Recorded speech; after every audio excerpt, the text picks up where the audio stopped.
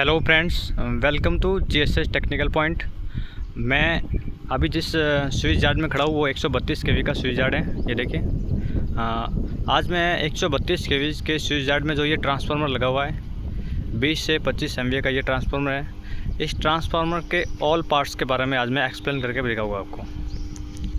आज का जो ये वीडियो है वो स्पेशली डिप्लोमा यानी पॉलिटेक्निक और बीटेक के जो स्टूडेंट हैं उनके लिए ये काफ़ी हेल्पफुल रहेगा ये वीडियो।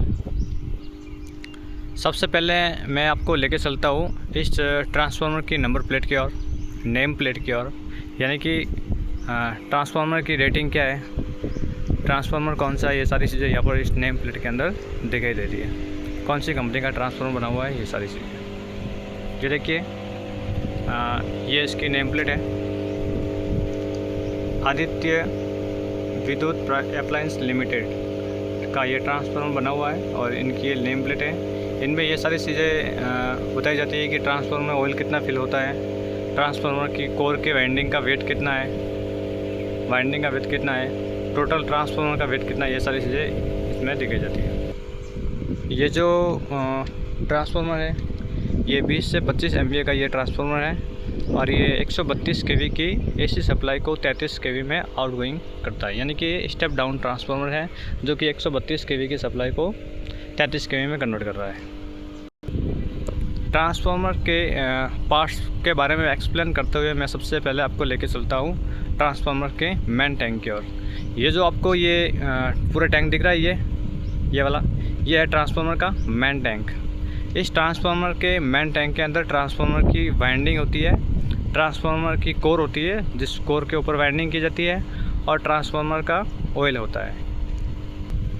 दरअसल इसमें जो ट्रांसफार्मर में वाइंडिंग की जाती है, जो कोर के ऊपर की जाती है, कोर इसमें सिलिकॉन स्टील की बनी हुई होती है। 3 फेस में इसके अंदर वाइंडिंग है जो कि 132 केवी की एसी सप्लाई को 33 केवी में कन्वर्ट करके ये सप्लाई आगे देता है। इस पूरे मेन टैंक के अंदर ऑयल भरा हुआ होता है जो कि नेचुरल ऑयल होता है। नेफ्था करके एक ऑयल आता है नेचुरल ऑयल, वो इसके अंदर फिल होता है। बात करें कि इस ट्रांसफार्मर के अंदर कुल कितना ऑयल मेन टैंक के अंदर भरा जाता है, तो इस मेन टैंक के अंदर लगभग अभी 11,000 लीटर इसके अंदर ऑयल फिल किया जाता है। ये 20 से 25 एमवीए का ट्रांसफार्मर है, इसलिए अलग अलग रेटिंग के अनुसार अलग अलग तेल की क्वांटिटी इसके अंदर फिल की जाती है। ट्रांसफार्मर के मेन टैंक के बाद मैं आपको लेकर चलता हूँ ट्रांसफार्मर का एक कंजर्वेशन टैंक, जिसको ये देखिए। इस कंजर्वेशन टैंक को ट्रांसफार्मर का मेन टैंक या मेन टैंक का लिए एक बैकअप ऑप्शन का टैंक भी कहते हैं इसको। ये ट्रांसफार्मर में एक बैकअप ऑप्शन के लिए टैंक होता है। ये देखिए, ये कंजर्वेशन टैंक है। ये जो ड्रम से शेप में आपको दिख रहा है ये कंजर्वेशन टैंक है। इस कंजर्वेशन टैंक का क्या काम रहता है कि ट्रांसफार्मर के अंदर कभी भी ऐसा कंडीशन हो जाए कि ट्रांसफार्मर में ऑयल की कमी हो जाए, तो इस कंजर्वेशन टैंक के ज़रिए ट्रांसफार्मर के मेन टैंक में ऑयल आता है। कंजर्वेशन टैंक की सबसे मेन बात यह है कि ये हमेशा अपनी जो कैपेसिटी होती है इस कैपेसिटी से आधा ही भरा जाता है, कभी इसको पूरा नहीं भरा जाता। ये कंजर्वेशन टैंक की सबसे मेन बात है। और दूसरी बात यह है कि कंजर्वेशन टैंक के अंदर क्या होता है कि कभी कभी ट्रांसफार्मर के जो मेन टैंक के अंदर ऑयल हीट होता है, किसके लिए? हाई लोड के लिए।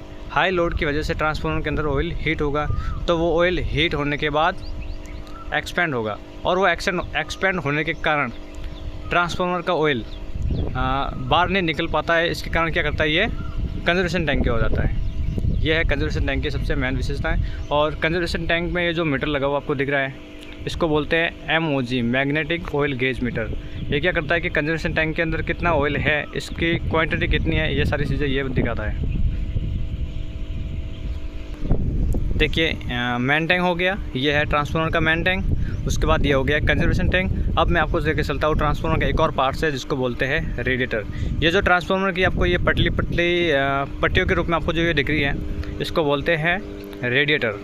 ये क्या करता है कि जो ट्रांसफार्मर के अंदर ऑयल होता है, जो हीट होता है ऑयल, उस हीट ऑयल को ये नेचुरल तरीके से ठंडा करता है। अब कैसे ठंडा करता है, ये देखिए कि ये जो पाइप आपको दिख रही है, जो ट्रांसफार्मर के टॉप साइड के, ट्रांसफार्मर का जो टॉप साइड होता है, उस टॉप साइड से ये ऑयल आता है, हीट ऑयल। वो हीट ऑयल इस पाइप के थ्रू नीचे जाता है, ये देखिए, और नीचे ठंडा होकर वापस बॉटम की ओर जाता है। और ट्रांसफार्मर का जो ये ऑयल होता है, हीट ऑयल, वो दोनों साइड में जाता है, इस साइड भी जाता है, इस साइड भी जाता है। ये रेडिएटर जो होता है ये ट्रांसफार्मर के दोनों साइड लगा हुआ दिखेगा आपको, लेफ़्ट साइड में और राइट साइड में। यानी कि अभी ये लेफ़्ट साइड में है, इस साइड में आपको और दिखाऊंगा, उस साइड में, राइट साइड में भी है। जैसा कि आपने ट्रांसफार्मर के लेफ़्ट साइड में देखा था, उसी तरह से ये ट्रांसफार्मर के राइट साइड में ये है। ये देखिए, ये भी वही है, रेडिएटर है जो कि नेचुरल तरीके से ऑयल को ठंडा करता है। दरअसल इसमें क्या होता है कि जो बाहरी वातावरण होता है, बाहरी हवाएं होती है, उस हवा के कारण ट्रांसफार्मर की इस पट्टियों के अंदर, ये इस रेडिएटर के अंदर ऑयल आता है, जो कि ट्रांसफार्मर की टॉप टू बॉटम की ओर आता है। और वो ऑयल ठंडा होकर वापस ट्रांसफार्मर की मेन टैंक में ही जाता है। कभी कभी ऐसा कंडीशन होता है कि ट्रांसफार्मर में हाई लोड होने के कारण ट्रांसफार्मर का ऑयल ज़्यादा हीट होता है। तो इस कंडीशन में क्या किया जाता है कि रेडिएटर जो है ना, ये इस रेडिएटर के नीचे एक फ़ैन लगे हुए होते हैं। ये देखिए, ये वाला फ़ैन, ये एसी सप्लाई पे ही चलते हैं ये भी फ़ैन। ये सिंगल फेज फ़ैन है, अपने जो नॉर्मली घरों में होते हैं उस टाइप के फ़ैन है ये फ़ैन क्या करता है कि एक और तरीका होता है इसको ठंडा करने का, तो इस फ़ैन के ज़रिए भी इनको ये ठंडा किया जाता है। ये देखिए, ये रेडिएटर के नीचे लगे होते हैं हमेशा। ट्रांसफार्मर का मेन टैंक हो गया, कंजर्वेशन टैंक हो गया, ये कंजर्वेशन टैंक, ये अपना मेन टैंक, और ये हो गया रेडिएटर। अब मैं लेके चलता हूँ ट्रांसफार्मर का एक और मेन पार्ट्स, जिसको हम मार्शलिंग बॉक्स बोलते हैं, जिसके अंदर वाइंडिंग, जो ट्रांसफार्मर की वाइंडिंग होती है, इस वाइंडिंग में ट्रांसफार्मर का ऑयल और ट्रांसफार्मर की प्राइमरी साइड की वाइंडिंग और सेकेंडरी साइड की वाइंडिंग अगर हीट होती है, हाई टेम्परेचर होता है, तो हमें हाई टेम्परेचर कैसे मेजर करना होता है, उसकी मॉनिटरिंग कैसे करनी होती है, ये सारी चीज़ें एक मीटर लगा हुआ है हमारे यहाँ पर, इस मीटर के ज़रिए हमें पता चलता है। देखिए, ये एक जो बक्सा है, इसको मार्शलिंग बॉक्स बोलते हैं। हमें यहाँ पर एम के बॉक्स भी बोला जाता है। ये ट्रांसफार्मर की रेटिंग लिखी हुई है, 20 से 25 MVA का ट्रांसफार्मर है, और ये आदित्य कंपनी का ये पूरा ट्रांसफार्मर है। ये मार्शलिंग बॉक्स के अंदर का व्यू है। ये देखिए, ये यहाँ पर कुछ वायरिंग वगैरह की हुई है, और ये अपने 3 मीटर है ट्रांसफार्मर की टेम्परेचर के लिए। दरअसल जो ये ऊपर वाले 2 मीटर हैं, ये वाले, इनको बोलते हैं WTI, वाइंडिंग टेम्परेचर इंडिकेटर। ये 2 मीटर होते हैं, प्राइमरी साइड का अलग मीटर होता है और सेकेंडरी साइड के लिए अलग होता है। इसको हम SV साइड की वाइंडिंग और LV साइड की वाइंडिंग भी बोल सकते हैं, जो कि यहाँ पर लिखा हुआ है। देखिए, ये वाइंडिंग टेम्परेचर। इसमें क्या होता है कि ये जो देखिए आपको ये रेड मीटर ये दिख रहे हैं, ये इसको हम एडजस्टेबल भी कर सकते हैं यहाँ से। ये जो पॉइंटर है इस रेड कलर की, इस पॉइंटर से हमें ये दिखाया जाता है कि ट्रांसफार्मर की जो हाईएस्ट जो लोड है ट्रांसफार्मर में, उस लोड के कारण ट्रांसफार्मर में ऑयल हीट होता है, वाइंडिंग हीट होती है। तो ये जो वाइंडिंग हाईएस्ट यहाँ तक हीट होने के बाद ट्रांसफार्मर की प्रोटेक्शन के लिए इसका ये सेटअप किया हुआ है। उसके बाद हमें अलार्म के थ्रू हमें ये इंडिकेट किया जाता है कि ट्रांसफार्मर का अभी इतना ये टेम्परेचर चल रहा है। तो इस केस में हम क्या करते हैं कि फिर ट्रांसफार्मर के कम लोड करते हैं, ट्रांसफार्मर का जो लोड होता है उनको थोड़ा कम किया जाता है। तो अभी जो ये देखिए, ये अभी ये टेम्परेचर चल रहा है ट्रांसफार्मर की प्राइमरी साइड की वाइंडिंग में 52 डिग्री सेल्सियस, और यहाँ पर चल रहा है 50 डिग्री सेल्सियस लगभग आसपास। और अपना ये है OTI मीटर। ये देखिए, इसको बोलते हैं OTI meter, oil temperature indicator, जहाँ पर ये ट्रांसफार्मर के अंदर जो ऑयल होता है ना, उस ऑयल के टेम्परेचर को दिखाया जाता है। इंटरव्यू के टॉप ऑफ व्यू से एक क्वेश्चन सबसे ज़्यादा बनता है कि ट्रांसफार्मर के अंदर जो टेम्परेचर होता है वो सबसे ज़्यादा किसका होता है, वाइंडिंग का होता है या ऑयल का होता है? तो ट्रांसफार्मर के अंदर जो सबसे ज़्यादा टेम्परेचर होता है वो हमेशा वाइंडिंग का होता है।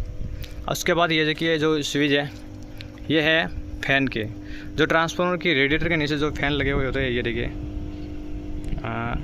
कुछ इस प्रकार ये फ़ैन होते हैं। उन फ़ैन को ऑन ऑफ करने के लिए यहाँ से कंट्रोल किया जाता है।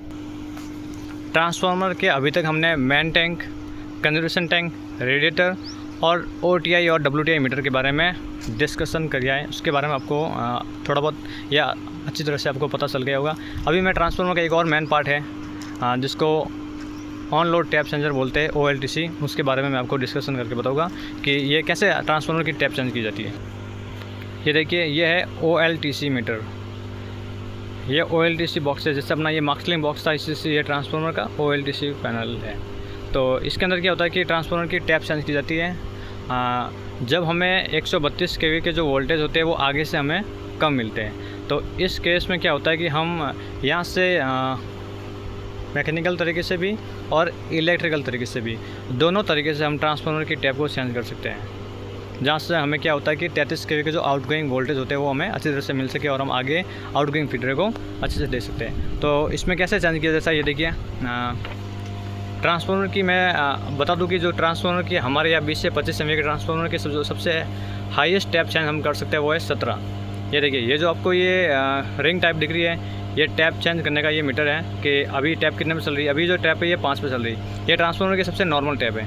हाईएस्ट टैप 17 है, नॉर्मल टैप 5 है। हम अभी ये 5 पे इसीलिए है क्योंकि अभी ये जो हमें 132 kV के आगे से जो हमें वोल्टेज मिल रहे हैं वो अभी स्टेबल मिल रहे हैं, इसीलिए हमारी ये टैप अभी तो 5 पर ही है। टैप कैसे चेंज की जाती है, तो पहले तो ये देखिए हैंडल है, इस हैंडल को इसके अंदर डाला जाता है और हम इसको अपर से लोअर की ओर घुमाते हैं। इस हैंडल को इस हैंडल को अपर की लोअर से घुमाएंगे तब क्या होगा कि ये जो इससे ये देखिए अपनी ये शाफ्ट कनेक्टेड है, ये शाफ्ट जा रही है सीधी मेन टैंक के अंदर, ट्रांसफार्मर की मेन टैंक के अंदर। तो ट्रांसफार्मर की मेन टैंक के अंदर ट्रांसफार्मर की वाइंडिंग है प्राइमरी साइड की और सेकेंडरी साइड की। तो ट्रांसफार्मर की जो प्राइमरी साइड की वाइंडिंग है उस वाइंडिंग में टैपिंग होती है और उस टैपिंग चेंज होने के कारण ट्रांसफार्मर में टैप चेंज होती है। पहला तो ये मैकेनिकल तरीके से हो गया। अब दूसरा होता है एक और तरीका इलेक्ट्रिकली। ये जो इंडक्शन मोटर लगी हुई है, इस इंडक्शन मोटर को भी हम वोल्टेज को कम या ज़्यादा कर सकते हैं, टैप चेंज कर सकते हैं। इंडक्शन मोटर से कैसे करते हैं, ये देखिए हमारे यहाँ पर ये स्विच लगे हुए हैं। ये जो रेड स्विच है ये तो अपने ट्रांसफार्मर ट्रिप करने के लिए है और ये ज़्यादा करने के लिए और ये डाउन करने के लिए। अपर और लोअर ये जो 2 स्विच है इनसे हम ट्रांसफार्मर की टैप चेंज कर सकते हैं। ये देखिए, ये पूरा टैप चेंज करने का ये प्रोसेस है। अभी एक और क्वेश्चन बनता है टैप चेंज करने की ओर से कि ट्रांसफार्मर में जो टैप चेंज होती है, टैपिंग होती है, वो ट्रांसफार्मर में कौन सी साइड से होती है, प्राइमरी साइड की वाइंडिंग से होती है या सेकेंडरी साइड की वाइंडिंग होती है। तो हमेशा ट्रांसफार्मर में प्राइमरी साइड की वाइंडिंग, जो एसवी साइड की वाइंडिंग होती है, वहाँ से हमेशा टैपिंग होती है। अभी मैं लेके चलता हूँ एक और ट्रांसफार्मर का मेन पार्ट जिसको बोलते हैं ब्रीदर। ये देखिए, ये दो ब्रीदर है। इस ब्रीदर के अंदर सिलिका जेल भरी जाती है। सिलिका जेल की हमेशा ब्लू कलर की अगर कंडीशन रहेगी किसी भी सिलिका ब्रीदर के अंदर, तो समझ लो कि उस ट्रांसफार्मर में सिलिका जेल की कंडीशन अच्छी है। अगर आपको पिंक कलर की दिख जाए तो समझ जाना कि सिलिका जेल की कंडीशन ख़राब है और वो ख़राब हो चुकी है, तो इनको रिप्लेस किया जाता है फिर। और ये सिलिका जेल के नीचे जो ये ऑयल का कप है, इसके अंदर ट्रांसफार्मर का ऑयल होता है। दरअसल ये ब्रीदर है, ये कंजर्वेशन टैंक से कनेक्टेड होती है। ये देखिए, ये जो ट्रांसफार्मर का बैकअप टैंक होता है जिसको हम बोलते हैं, ये कंजर्वेशन टैंक से कनेक्ट होती है। ये दरअसल क्या करती है कि ट्रांसफार्मर जब हाई लोड होता है तो हाई लोड के कारण ट्रांसफार्मर में वाइंडिंग हीट होगी। वाइंडिंग हीट होने के कारण ट्रांसफार्मर का ऑयल हीट होगा।